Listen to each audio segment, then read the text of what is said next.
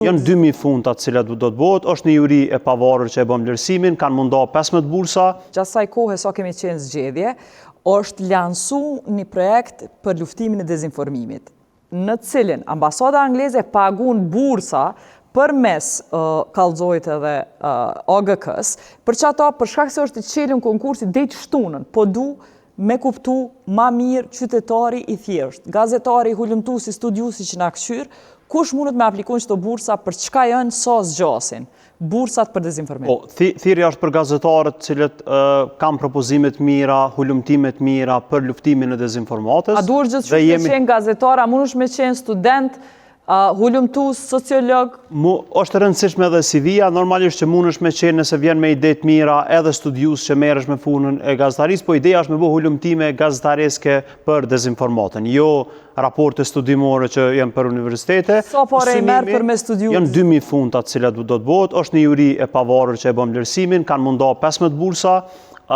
Inkurajohen shumë gratë. 15 bursa ka 2000 euro kanë mundohë. Po, ka 2000 funta, do që i bjen pak ma shumë se 2000 në varësit të kësajna, po janë edhe për komunitetet, janë 5 për komunitetet, 5 kanë me shku gjithçysh për gra, pra i inkurajojmë edhe gazetarët gra që me aplikim. Edhe duhet hulumtimi mu kry prej shtunën përfundon aplikimi, dhe më thonë afati aplikimit, kur duhet mu prodhu artikulli, emisioni, apo qka do që jetu bo si pjesë?